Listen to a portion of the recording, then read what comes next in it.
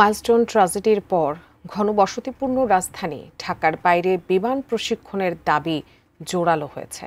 বিশেষজ্ঞদের মতামত বাস্তবতা বিবেচনা করে এখন বিমান বাহিনীর প্রশিক্ষণ রাজধানীর বাইরে করা উচিত। সেক্ষেত্রে আলোচনায় আসে বিকল্প এয়ারবেস বা রানওয়ের প্রসঙ্গ। পরিসংখ্যান বলছে দেশে পরিত্যক্ত অবস্থায় পড়ে আছে ৬টি এয়ারফিল্ড, যা চাইলেই কিছুটা সংস্কারের মাধ্যমে বিমান ব্যবহারের উপযোগী করে তোলা যায়। বিস্তারিত জানাচ্ছেন ইমতিয়াজ আলম।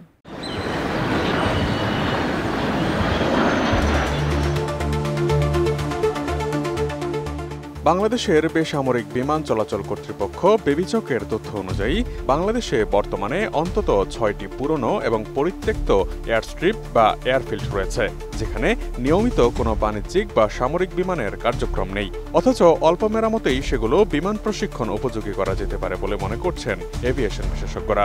পরিত্যক্ত বিমানবন্দরগুলোর মধ্যে প্রথমটি হচ্ছে ঈশ্বরদী এয়ারফিল্ড। পাবনা নাটোর সীমান্তে অবস্থিত এই বিমানবন্দর থেকে একসময় বাণিজ্যিক বিমান চলাচল করত, তবে 2014 সালে ফ্লাইট চলাচল বন্ধ হয়ে যায়। বর্তমানে এটিকে সীমিতভাবে ব্যবহার করছে সেনাবাহিনী, নৌবাহিনী ও বিমান বাহিনী। 4700 ফুটের রানওয়ে থাকলেও বিমানবন্দরটির যথাযথ রক্ষণাবেক্ষণ হচ্ছে না।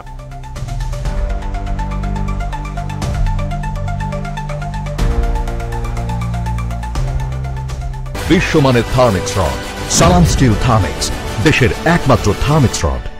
1940 সালে নির্মিত ঠাকুরগাঁও এয়ারফিল্ডটি আজ থেকে 45 বছর আগে অর্থাৎ 1980 সালে পরিত্যক্ত ঘোষণা করা হয়। এই এয়ারফিল্ডে রানওয়ে ছিল, গ্রাস স্ট্রিপ ও প্লেন চলাচলের জন্য পর্যাপ্ত জায়গাও ছিল। তবে 1971 সালে এটি ক্ষতিগ্রস্ত হওয়ার পর আর সংস্কার করা হয়নি। এরপর থেকে এটি এখনও বন্ধ রয়েছে। এটিও সামরিক বাহিনীর যুদ্ধ বিমান প্রশিক্ষণের জন্য উপযোগী করা যেতে পারে বলে মনে করছেন সংশ্লিষ্টরা।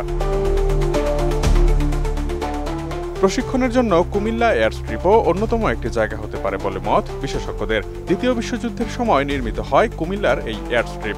এর মাধ্যমে জাপানি বিমান পাহারা দেওয়ার জন্য আমেরিকার কিছু যুদ্ধ বিমান ওঠানামা করত।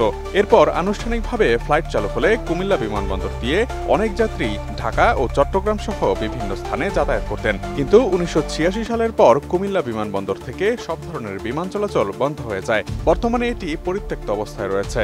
বেশিরভাগ সময়ই এই এয়ারস্ট্রিপ শুধু ইতিহাসে এবং সংরক্ষিত তথ্য উপাত্তে পাওয়া যায়।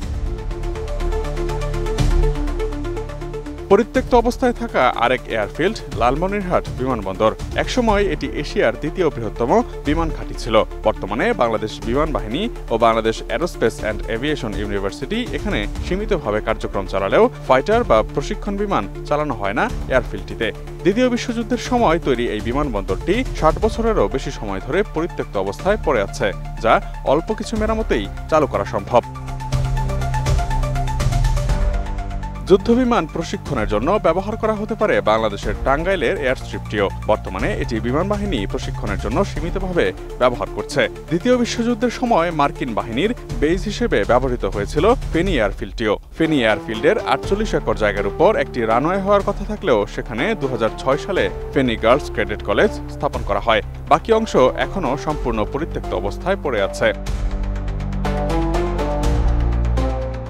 এদিকে বিমান প্রশিক্ষণ কোথায় হবে তা নতুন করে ভাবা প্রয়োজন বলে মনে করছেন নৌপরিবহন, শ্রম ও কর্মসংস্থান মন্ত্রণালয়ের উপদেষ্টা ব্রিগেডিয়ার জেনারেল অবসরপ্রাপ্ত এম সাখাওয়াত হোসেন। তিনি বলেন, ভবিষ্যতে এ ধরনের দুর্ঘটনা যাতে আর না ঘটে সেজন্য সব সংস্থা ও প্রতিরক্ষা মন্ত্রণালয়ের প্রতি তার পরামর্শ। এ ধরনের ট্রেনিং কোথায় কি করলে কোন চ্যানেলে করতে হবে সেটি নতুন করে দেখা প্রয়োজন। ঢাকা শহর ঘনবসতিপূর্ণ, তাই যে কোনো কিছুতে ট্র্যাজেডি ঘটতে পারে। তাই ঢাকার বাইরে বিকল্প কোনো প্রশিক্ষণের জায়গা ভাবতে জোর দেন তিনি।